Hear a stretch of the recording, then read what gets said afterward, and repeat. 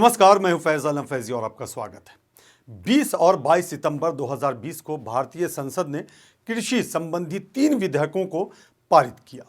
27 सितंबर को भारत के राष्ट्रपति रामनाथ कोविंद ने इन तीनों विधेयकों को मंजूरी दे दी, जिसके बाद ये कानून बन गए और फिर यहीं से किसानों का प्रदर्शन शुरू हो गया। किसान जिन 3 कृषि कानूनों का विरोध कर रहे हैं वे इस प्रकार हैं: कृषक उपज व्यापार और वाणिज्य संवर्धन और सरलीकरण कानून 2020, कृषक सशक्तिकरण और संरक्षण कीमत आश्वासन और कृषि सेवा पर करार कानून 2020, आवश्यक वस्तु संशोधन कानून 2020। ये जो तीनों कानून बने हैं उसके मुताबिक किसान अपने कृषि उत्पादों की खरीद बिक्री एपीएमसी मंडी से अलग खुले बाजार में भी कर सकते हैं और किसान इसी मुद्दे पर सबसे ज़्यादा विरोध भी कर रहे हैं। किसानों का कहना है कि अगर वे एपीएमसी की मंडियों से बाहर बाजार दर पर अपना फसल बेचते हैं तो उन्हें थोड़े वक्त तक तो फ़ायदा मिलेगा, लेकिन बाद में एमएसपी की तरह निश्चित दर पर भुगतान की कोई गारंटी नहीं होगी।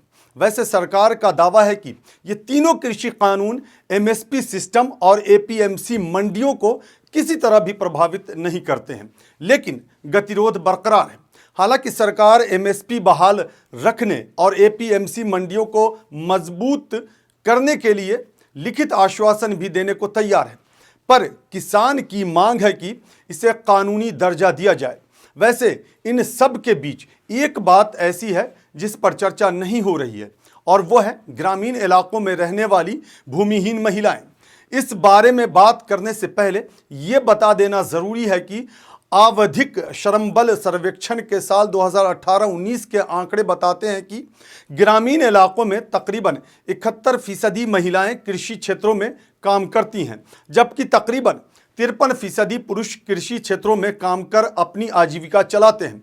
साथ ही बड़ी संख्या में महिलाएं खेतिहर मजदूर भी हैं।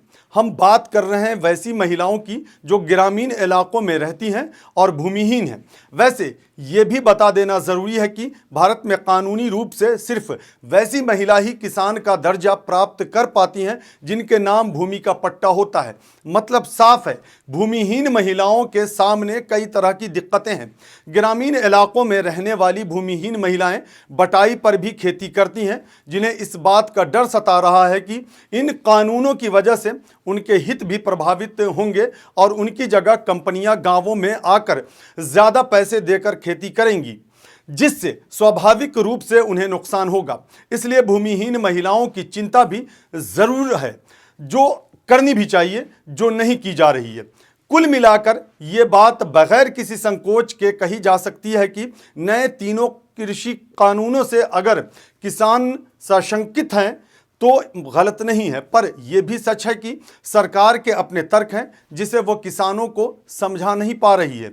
और अगर ऐसा है तो सरकार की ये अपनी नाकामी है। पर विडंबना यह है कि सरकार और मंत्रियों और सत्ताधारी दल के कई बड़े नेताओं के किसानों के आंदोलन को लेकर नकारात्मक बोल उस रास्ते पर अंकुश लगा दे रहे हैं जिसके सहारे कोई समाधान निकल जाए या निकाला जा सकता है।